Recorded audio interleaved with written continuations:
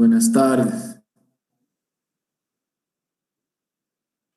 Bueno, ya hemos esperado bastante. Voy a empezar a pantalla y empezamos entonces, ¿ya? Hoy vamos a hablar de un tema bastante importante. Pero antes de compartir, espero que ya no entre nadie más. Bueno, ya está. Me dicen si se ve la presentación, bueno. ¿Se ve? Sí, doctor.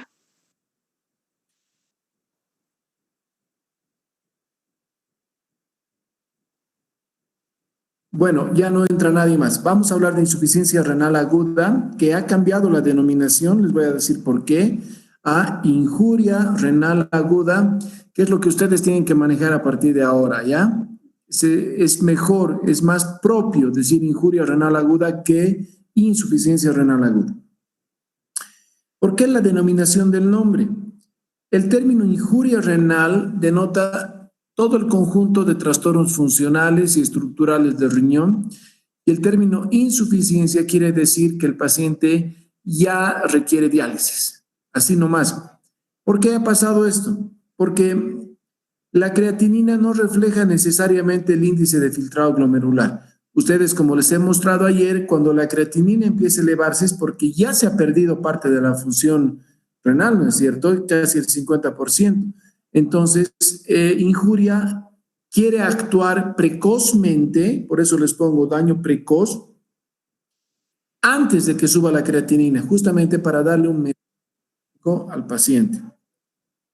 ¿Cómo se define una injuria renal aguda? Como el deterioro brusco de la función renal en horas, días o semanas. Obviamente este deterioro va a presentarse con hiperacemia, es decir, elevación de la urea, de la creatinina, del ácido úrico, del potasio, del fósforo, disminución del calcio, etc. Con acidosis metabólica, es decir, alteraciones del equilibrio ácido-base, con edemas, porque el paciente, pues, la principal función del riñón es excretar el exceso de líquidos, ¿verdad? Y con oliguria, es decir, los volúmenes urinarios disminuyen. Ayer cuando cuando les he mencionado la enfermedad renal crónica, les decía que es una situación irreversible. Eso lo vamos a ver mañana también, pero la injuria renal aguda es potencialmente reversible. Es reversible. Si uno detecta precozmente la injuria renal, detecta la causa y la trata, ese paciente puede mejorar. Fíjense que cada año 200 pacientes hacen injuria renal aguda por cada millón de habitantes. ¿Qué quiere decir? Que aproximadamente va a haber ese número de pacientes en Cochabamba cada año. El 25% de estos pacientes, es decir, 50 aproximadamente, puede ser un poco más, van a requerir diálisis. Y entre 5 a 40 pacientes por cada 1.000 hospitalizados hacen injuria renal aguda. Fíjense que eso eleva la mortalidad, y de todos los pacientes que lleguen a terapia intensiva, ya sea por problemas de respiratorios, gastrointestinales, traumatismos, infecciones, lo que quieran, el 30% va a ser injuria renal aguda. ¿Ya? Esa es una cosa importante. Si el paciente en la terapia intensiva hace injuria renal aguda, tiene un riesgo de morirse muy alto, casi del 80%. Según las guías CADIO, de las que les voy a mostrar en un ratito, en relación a injuria renal aguda, se estima que la incidencia global de injuria renal aguda es un 20%, ¿ya? Del total de pacientes hospitalizados. Y también se puede decir que 1 de cada 5 pacientes hospitalizados van a ser injuria renal aguda. El año 2004, como ustedes ven, voy a cambiar esto de lugar, el año 2004 cambia la forma de pensar de los nefrólogos e intensivistas y crean una primera clasificación de injuria renal aguda a la que denominaron RIFLE, ¿ya? ¿Qué quiere decir RIFLE? R, riesgo de enfermedad renal aguda, injuria cuando ya hay un daño renal, fallo o insuficiencia recién acá, pérdida de la función renal y E sería end, es decir, no hay más riñón y ese paciente quedaría como crónico. Esta clasificación es muy buena, pero se ha ido modificando, tanto así que el año 2011, como ven acá, se crea otra clasificación de injuria renal aguda que a mí me gusta mucho porque es sencilla y yo cuando tengo un paciente con injuria renal aguda le pongo IRA, injuria renal aguda, AKIN, que ustedes ven es la clasificación de AKIN, ¿ya? Acute Kidney Injury, quiere decir en inglés. ¿Han visto qué buen inglés tengo? Y se divide en AKIN 1, 2 y 3. Entonces yo le pongo IRA AKIN 1, IRA AKIN 2 o IRA AKIN 3. ¿De qué va a depender que pongamos 1, 2 y 3? Va a depender del porcentaje de elevación de la creatinina. Si está entre 150 a 200 es 1. Si está en una elevación de 200 a 300% va a ser 2.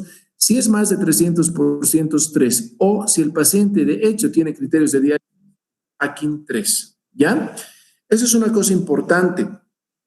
También si tuviéramos una creatinina basal del paciente o una creatinina reciente, por ejemplo, el paciente es varón grande, buena masa muscular y mantiene una creatinina de 1.4 y llega al hospital a terapia intensiva por un politraumatismo, se chocó en su auto, tiene una fractura de fémur y lo tienen que operar y su creatinina al día siguiente está en 1.7. Como ha subido 0.3, es AKIN 1. Como su creatinina es 1.4, el 200% será pues 2.8, ¿no es cierto? O sea que hasta 2.7 sería un AKIN 1. Si es más, hasta 300%, que sería un 3, estaría en 2 aproximadamente, y luego un 3. Esa es la clasificación de KDIGO para la injuria renal aguda. Es más moderna, se ha hecho en 2012 y ahorita está vigente, por si acaso, ¿ya? Estas serían las recomendaciones o las definiciones de las guías KDIGO. ¿Qué quiere decir KDIGO? En inglés, otra vez, Kidney Disease General Outcomes, quiere decir Global Outcomes, mejorías globales en injuria renal aguda, ¿ya? Esto lo hace la Sociedad Internacional de Nefrología. Entonces, la injuria renal aguda, aquí está en inglés, se define como incremento de más de 0.3 miligramos en la creatinina, o cuando se incrementa la creatinina en 1.5 veces más de la creatinina basal, por eso siempre es importante tener una creatinina basal, o cuando el volumen urinario disminuye a 0.5 ml kilo peso hora o menos por 6 horas. Quiero que me entiendan bien, y aquí hay una cuestión bien importante que les va a servir cuando ustedes lleguen al internado y empiecen a hacer sus balances hídricos. Es decir, cuánto ha ingresado en el paciente, cuánto eliminado, ¿ya? Eso ya lo van a revisar, otro día lo podemos hablar conmigo también, pero lo que quiero decirles es que el volumen urinario normal en cualquier persona es de 1 a 2 ml por hora. ¿Me entienden? Kilo peso hora. Por ejemplo, una persona de 80 kilogramos debería orinar 80 a 160 ml por hora, cada hora. Eso es normal, ¿ya? Si un paciente orina menos de 0.5 ml, ese riñón no está funcionando. Creo que eso es obvio, pero es importante que aquí les explique de esta manera. Bueno, según los criterios que han visto, la clasificación KDIGO, aquí dice Clinical Practice Guideline, son las guías prácticas de KDIGO, ¿ya? Dividen también a la injuria renal aguda, es muy parecido al AKIN, ¿ya? Pero aquí, en estadio 1, estadio 2 y estadio 3, de acuerdo a lo que les he dicho. Muy bien. Para entrar en contexto, y una vez que sabemos las definiciones, les voy a mostrar un caso clínico. A ver, Atentos, por favor. Esta es una paciente femenino, 60 años. O sea que es una paciente que todavía está en una buena etapa de su vida. Es operada, le hacen una cirugía grande, por eso le he puesto un ejemplo de una cirugía cardíaca, que es una cirugía grande, que requiere anestesia general y además requiere de circulación extracorpórea. Entonces, esta paciente está conectada a circulación extracorpórea 2 horas. La creatinina en preoperatorio, siempre hay que hacer una creatinina preoperatoria, es de 0.8. Perfecto, hasta ahí bien. El primer día posoperatorio sube a 1.7. Según la definición, el 100% de 0.8 es 1.6. Estaría en código 1, ¿verdad?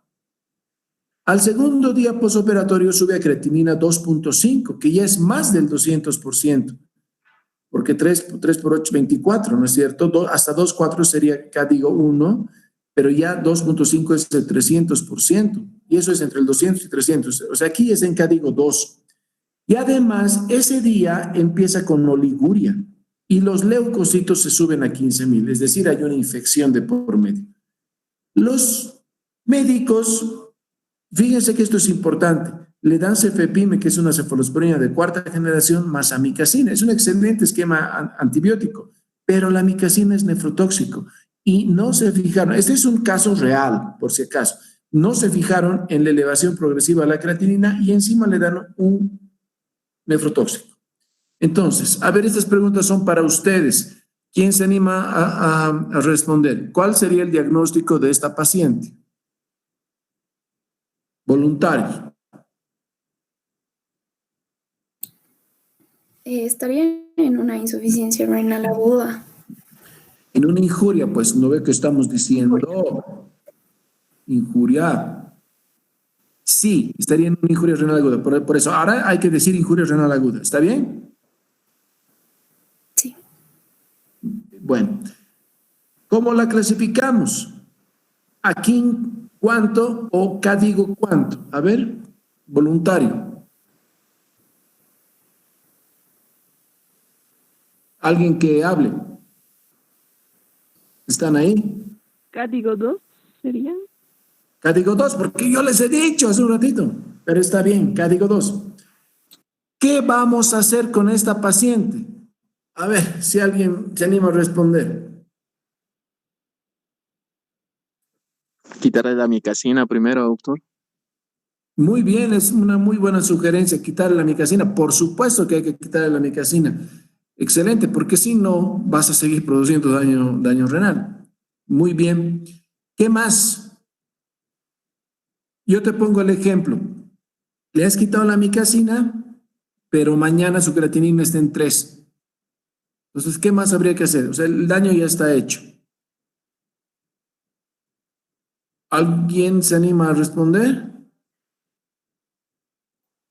Diálisis, no. Sí, muy bien, diálisis, pero sin miedo, sin miedo. Siempre les digo a los chicos que están en la práctica conmigo que este es el momento en que se pueden equivocar ustedes. Posiblemente cuando ya sean médicos y un paciente esté a su cargo, equivocarse puede ser grave, ¿no es cierto? Ahora es cuando deben preguntarse, arriesgarse a responder. No importa si dicen algo que no está bien, no importa.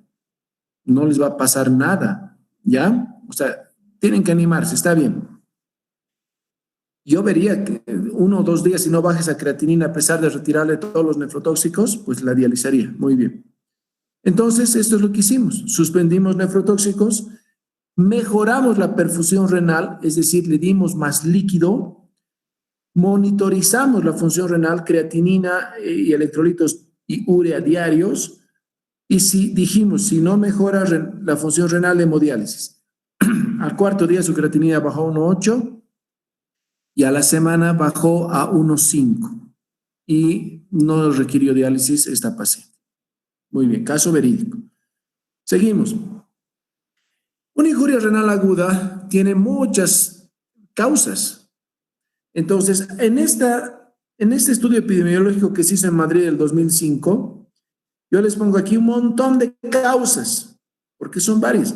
Necrosis tubular aguda, un fracaso renal agudo prerrenal, una insuficiencia renal crónica reagudizada, obstructivo, una nefritis subintersticial, una enfermedad ateroembólica, una glomerulonefritis primaria o secundaria y una vasculitis.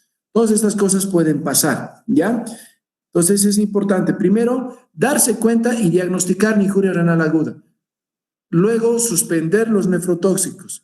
Y luego lo que tienes que hacer es buscar una etiología. ¿Por qué ese paciente ha hecho injuria renal aguda? Porque sangró mucho, estaba hipotenso, porque está séptico, porque ha recibido solamente nefrotóxicos, porque tiene una enfermedad de base, etc. Ustedes saben que en injuria renal aguda se puede dividir en prerrenal, renal y postrenal. Entonces vamos a hablar de las causas prerrenales. Primero, cuando decimos prerrenal nos referimos a que el volumen plasmático disminuye. ¿Y esto por qué puede ser? Porque se pierde el volumen o porque el paciente no tiene un corazón bueno que no puede bombear ese volumen o porque tiene una sepsis o porque tiene otra enfermedad crónica.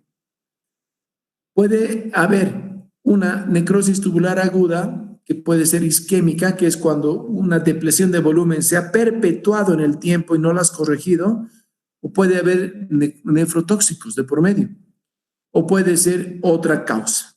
La nefritis intersticial aguda, que es como una especie de reacción alérgica fuerte en el intersticio del riñón, intersticio túbulo del riñón, puede ser causada por antibióticos, betalactámicos, el omeprazol y otras cosas. Entonces hay que buscar la causa. Y también hay que hacerse estas preguntas. ¿Cuánto tiempo que se elevaron los azoados? ¿Tiene enfermedad renal crónica previa? No es lo mismo que un paciente joven, 25 años, accidente, vaya a la terapia y su creatinina de 1,5 suba a 2 y luego mejore, que un paciente diabético, 70 años, con 15 años de diabetes, que su creatinina ya es de 2 basal y que se le ha subido a 4, ¿no? No es lo mismo, son otros escenarios, ¿ya?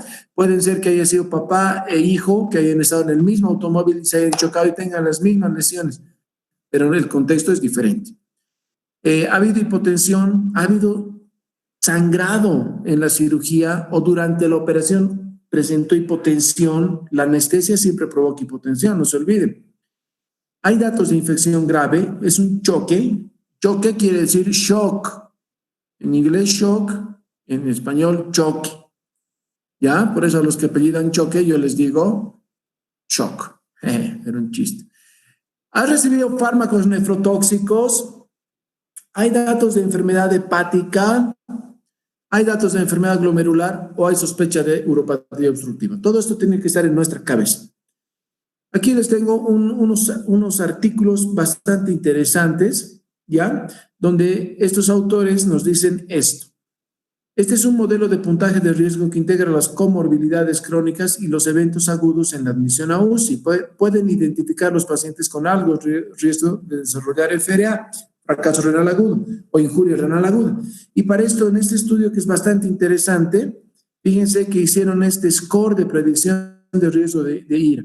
Los pacientes ¿qué pacientes pueden hacer más complicaciones por injuria renal aguda?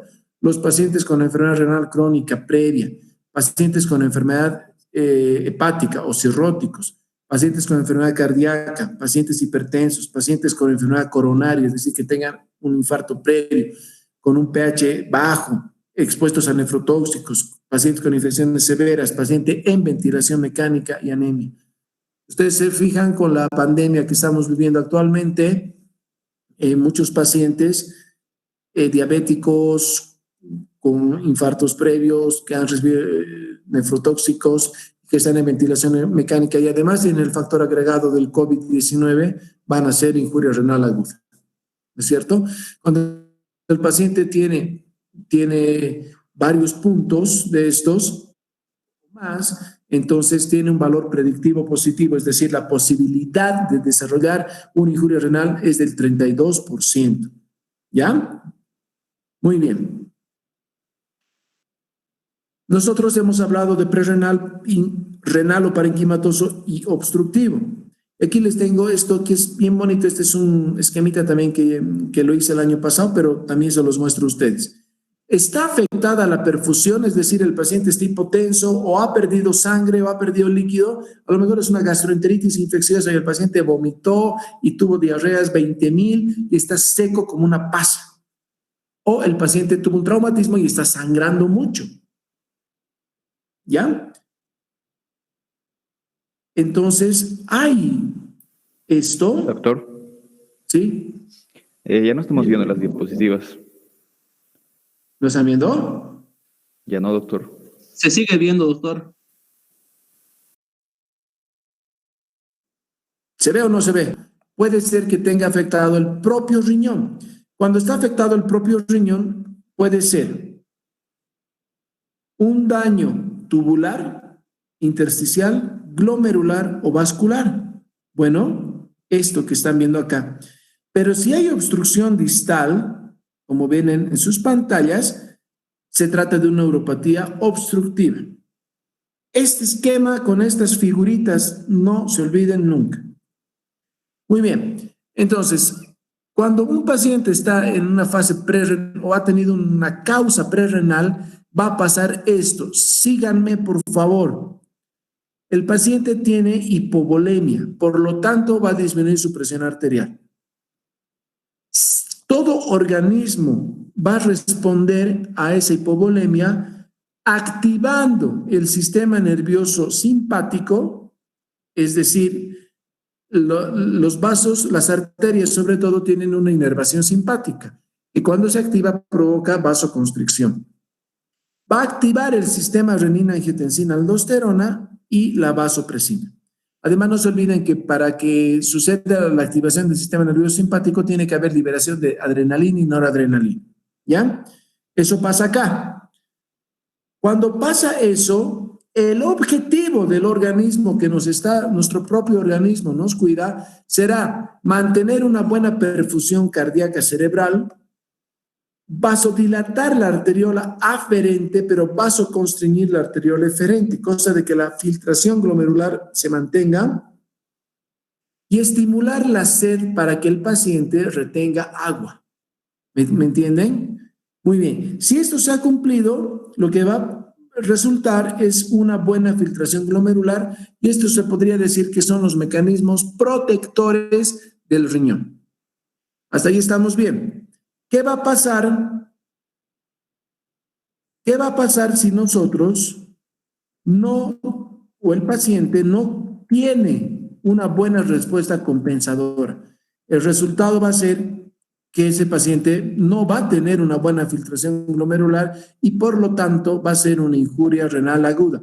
Esto se ha denominado lesión subletal o lesión letal.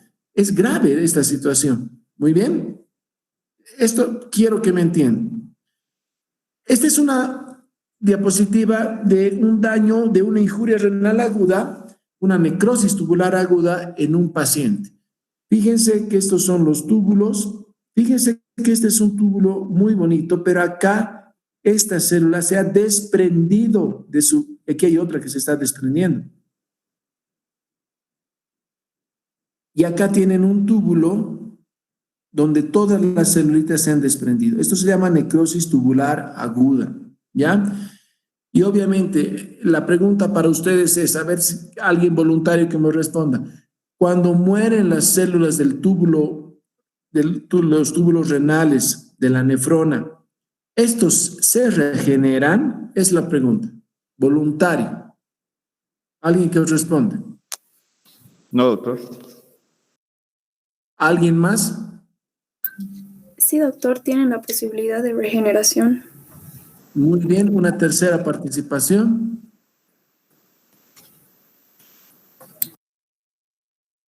Bueno. Sí, se regeneran, doctor.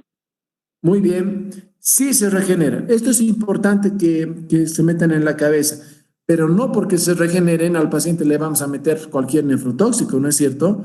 Porque hay un grupo que si la lesión es letal, es decir, es muy grande, posiblemente no recupere, ¿ya?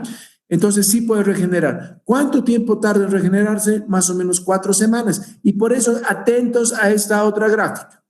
Aquí les voy a mostrar el porcentaje de filtrado glomerular que va del 0 al 100 y aquí el tiempo en semanas. Este es un paciente con necrosis tubular aguda. La primera etapa se llama fase de instauración, es decir, el paciente tuvo el accidente, el paciente tuvo la gastroenteritis infecciosa, el paciente llegó a terapia intensiva, el paciente empieza una infección, etc. Más o menos en la primera semana se instaura la falla renal aguda, puede ser antes. Luego viene una fase de mantenimiento que va a durar entre 2 a 3 semanas y luego viene una fase de resolución. Esta es la historia natural de una injuria renal aguda. Sin embargo, cuando se instaura la fase inicial, se llama fase oligúrica porque el paciente tiene oliguria, está mal, ese riñón no está funcionando. Y en la fase de resolución se llama fase poliúrica, el paciente empieza a orinar mucho. Bueno, entonces, ¿qué puede pasar con un paciente que ha hecho injuria renal aguda? Eso va a depender de la edad del paciente, de las comorbilidades del paciente, del etc. Estos se llaman los desenlaces de la injuria renal aguda. Fíjense que un paciente con 100% de función renal viene la fase inicial, viene la fase de mantenimiento y viene la recuperación total. Eso ojalá pasara en todos los pacientes, pero no pasa. Pero sí pasa digamos, en el 50% o más. Segundo escenario, un paciente con función renal excelente, viene la fase inicial, la fase de mantenimiento, pero fíjense que la recuperación es parcial. Y este paciente con el tiempo desarrollará enfermedad renal crónica. Otro escenario, el paciente no empieza con una función renal al 100%, ya tiene una función renal deteriorada por la diabetes, el lupus, la vasculitis, los medicamentos, lo que quieran. Digamos que acá tiene un 70% de la función renal o 60%, viene la fase de instauración, la fase de mantenimiento y la fase de recuperación siempre será más baja y más prontamente llegará a diálisis ese paciente. Entonces, ¿qué hacer en la urgencia? Primero, vamos a determinar si el paciente es agudo o es crónico. Muchas veces nos llaman a la emergencia y nos dicen, tenemos un paciente con 5 de creatinina. Entonces vamos a verlo, averiguamos si ese paciente es joven, nunca tuvo problemas, posiblemente es agudo. Es un paciente viejito, deshidratado, diabético, posiblemente sea crónico, o puede ser una injuria sobre ya una enfermedad renal crónica. La injuria renal aguda es prerrenal, es renal o es postrenal. Tenemos que saber eso. Lo mejor para poder hacer eso es una ecografía. Y luego hacemos el score de predicción de la IRA, donde ponemos todos los factores de riesgo para ver qué tanto es el porcentaje para que ese paciente haga una injuria renal aguda. Para nosotros diferenciar entre agudo y crónico, les he puesto estas cosas acá. Primero, agudo, insuficiencia renal crónica. Creatininas previas, por supuesto, normales, acá no. Historia familiar de neuropatía, no. Acá puede ser. Anemia, no. En una injuria renal crónica siempre va a haber, pues, anemia. La clínica urémica es de larga evolución, no, sí. La ecografía renal nos muestra riñones normales, acá riñones pequeños. ¿Hay alteraciones de calcio y fósforo? Generalmente no, pero acá siempre, y la hipertensión es siempre en la enfermedad renal crónica y solo a veces en la aguda. ¿Qué laboratorios tenemos que pedir para un paciente con injuria renal aguda? Urea creatinina, lo más importante, ver la relación urea creatinina, porque la relación urea creatinina es más o menos 40:1. Es decir, si la creatinina sube a 2, la urea debería subir a 80, a 3, a 120.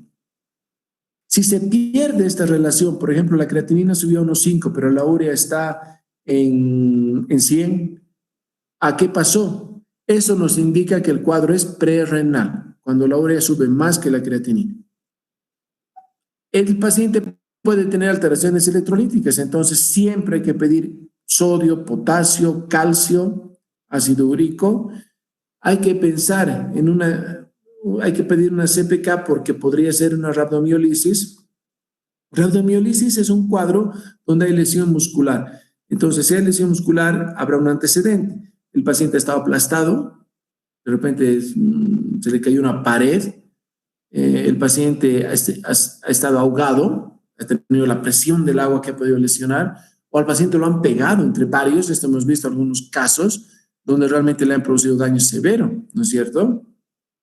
¿Hay anemia? ¿Hay algún dato que sugiera la anemia o se le puede achacar la anemia a la enfermedad renal crónica?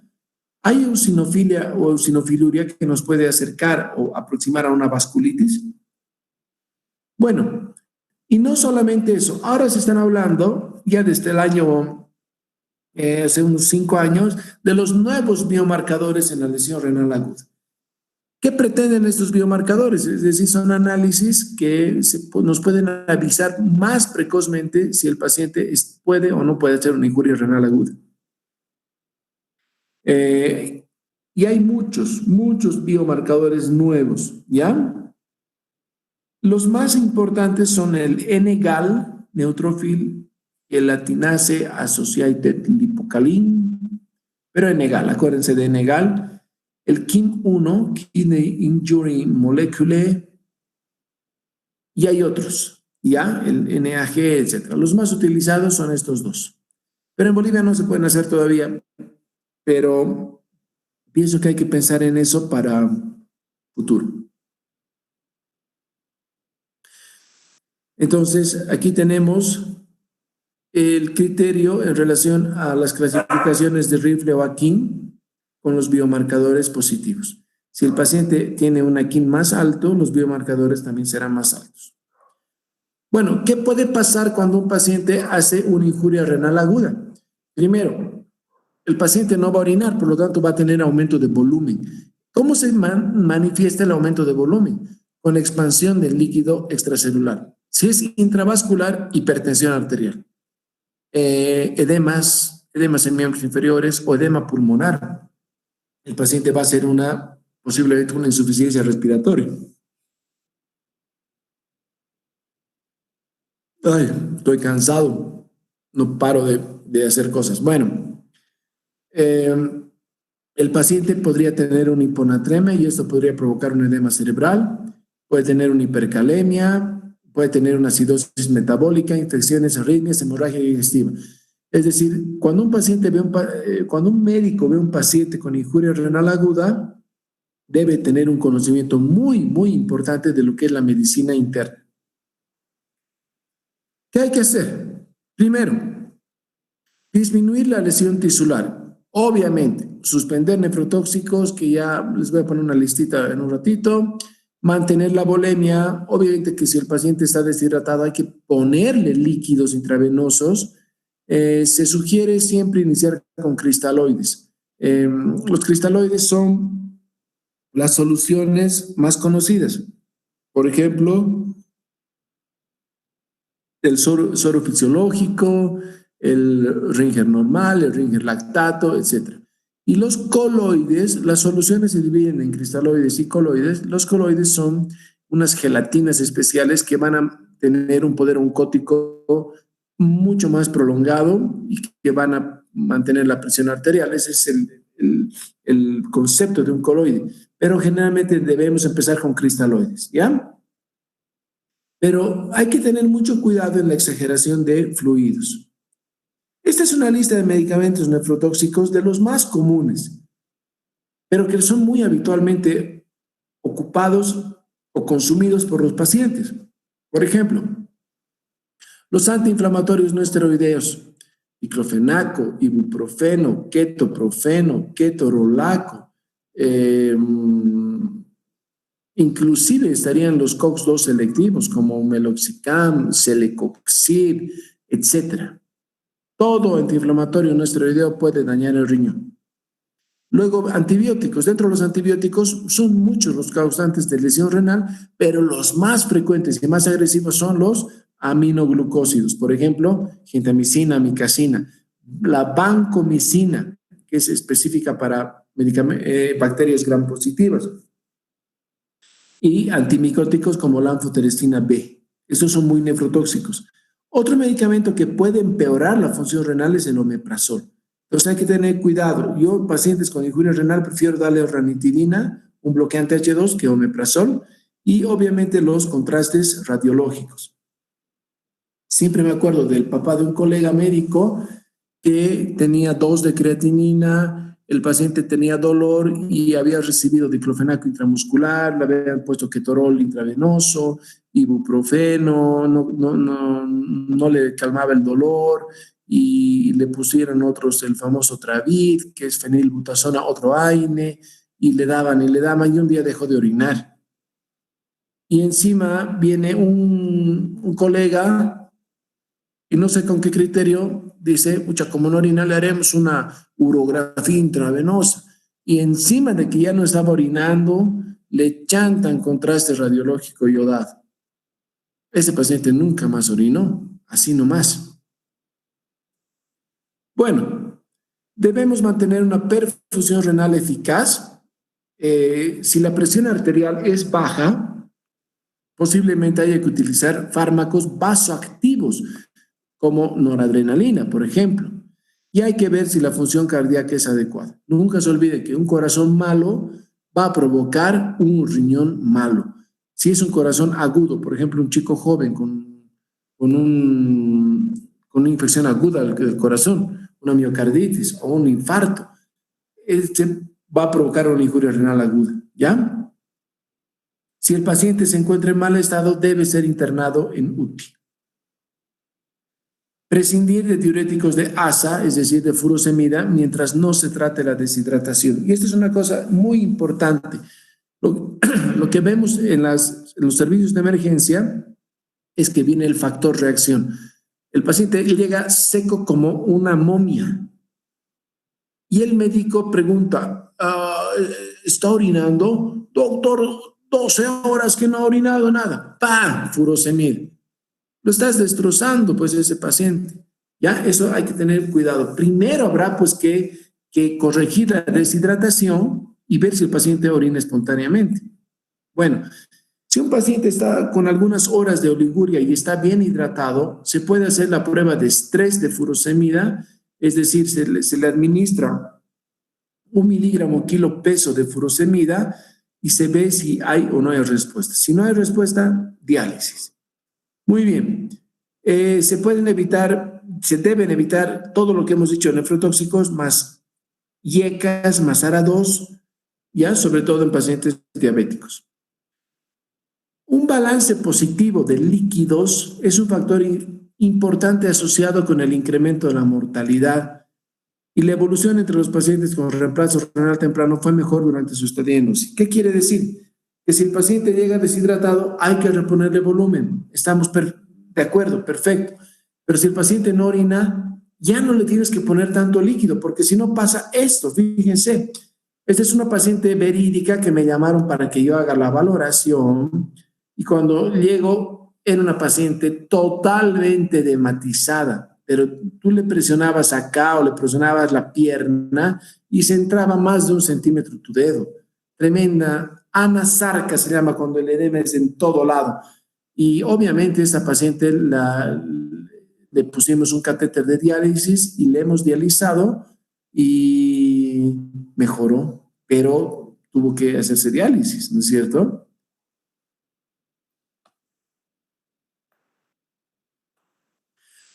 ¿Cuándo debo referir a un paciente al nefrólogo? Si nuestras intervenciones iniciales fallan, es decir, le hemos retirado los nefrotóxicos, hemos expandido el volumen, pero el paciente no orina. Ese ya ha hecho una necrosis tubular, entonces ese paciente posiblemente tenga que dializar. Cuando encontramos una sospecha de glomerulonefritis, es decir, el paciente tiene proteinuria, hematuria, o como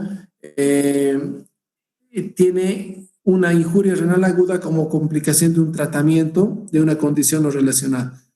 Por ejemplo, es bastante frecuente que nos llamen los oncólogos cuando le han pasado la quimioterapia a un paciente. Recuerden que un paciente con neoplasia puede tener ciclos de quimioterapia, ¿no? Y las hacen una vez al mes, una vez cada 15 días, y muchos quimioterápicos son nefrotóxicos. Entonces el paciente no es por su cáncer, sino por la quimioterapia que hace una falla renal aguda. ¿Cuándo debo pensar en una diálisis de urgencia? Esto es importante. No se olviden que hacer una diálisis no es como decir haremos una ecografía. Hacer una diálisis significa intervenir al paciente, ponerle un catéter, que no es fácil, hay que poner un catéter en la vena yugular o en la vena subclavia o en la vena femoral, y hay que conectar una máquina y eso puede bajar su presión. No es fácil hacer una diálisis, pero hay que hacerlo. Pero clínicamente, cuando el paciente tiene edema pulmonar o cuando tiene arritmias cardíacas y está asociado a hipercalemia, esta es la mayor urgencia en diálisis, el potasio elevado. Cuando tiene signos de uremia, es decir, pericarditis urémica o encefalopatía, es decir, el paciente está somnoliento, luego estará somnoliento, sí, estuporoso, o el paciente está en coma, no responde. Esto puede ser por uremia. Cuando el paciente tenga una acidosis metabólica severa o cuando el paciente tenga una hipervolemia marcada. En esos casos debemos hacer diálisis de urgencia. Si nosotros esperamos y esperamos y esperamos, ese paciente tiene más riesgo de morirse. Estas son indicaciones de diálisis laboratoriales. Siempre le pongo acá que es solo referencia porque es más importante la situación clínica del paciente que un papel, que un resultado en un laboratorio. Sin embargo, por supuesto que nos sirven los laboratorios, si no, no los pediríamos. Creatinina mayor a 7, nitrógeno ureico sanguíneo a 100, o sea, si queremos que sea urea por 2.14, hiperpotasemia mayor a 6, hiponatremia menor a 120, un pH acidótico de 7,2 o un bicarbonato que confirma una acidosis metabólica menor a 15. Bueno, voy a dejar de compartir.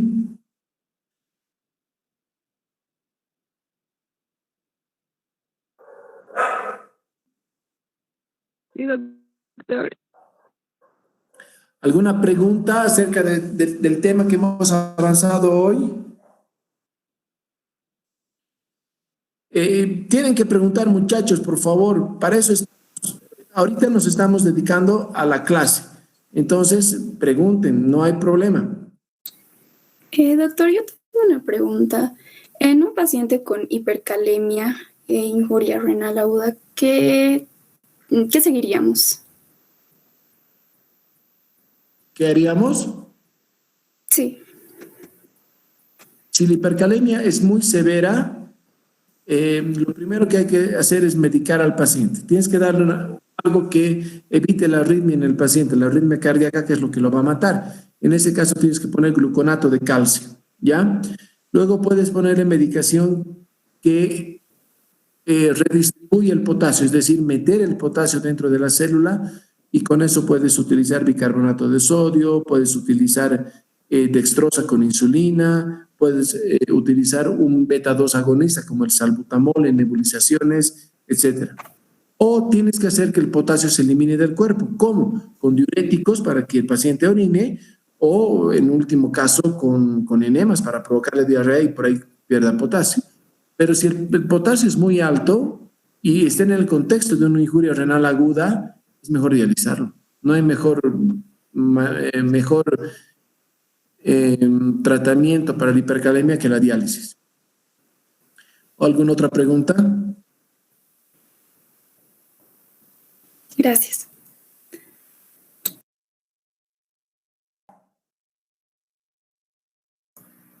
Doctor, yo tengo una pregunta. Clínicamente, a un inicio, ¿cómo se va a presentar el paciente que va a presentar injuria renal aguda? Yo pienso que depende, pues, del caso clínico. Tú vas a tener generalmente la injuria renal aguda en el hospital, ¿ya? El paciente en el hospital está en dos lugares, o está en sala de hospitalización o está en la terapia intensiva. Entonces, ya sea en uno o en otro, lo que tienes que hacer es ver la causa de la hospitalización. Generalmente la injuria renal aguda es consecuencia a otra cosa.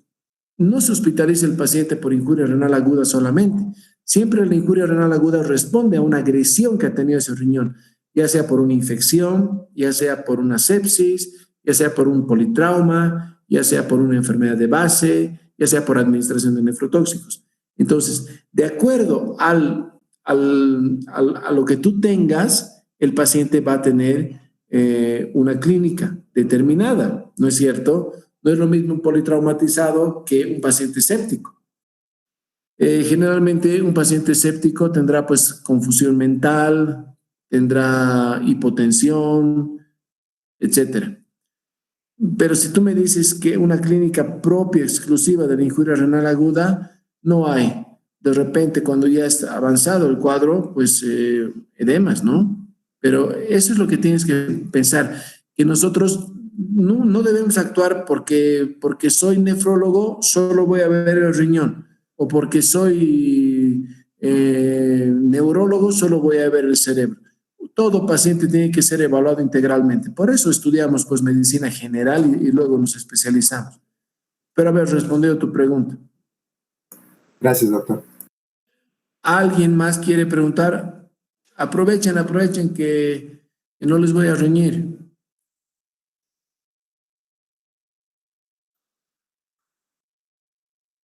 Hasta contar 3. 1, 2, 3. Muy bien.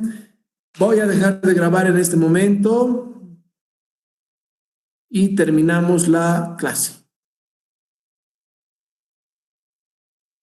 Muy bien, de tranquilidad. Pregunten y pregunten. Nunca se olviden, no se cansen de preguntar. Es la mejor manera de aprender. Bueno, la mejor manera es ver a los pacientes, estar con el paciente, tocarlo al paciente, examinarlo, preguntarle, ver procedimientos, etcétera. Con esta pandemia, evidentemente, no están pudiendo hacer eso, pero ya van a poder hacerlo cuando pase. Esto no tiene que ser toda la vida. Dios quiera que esto pase pronto.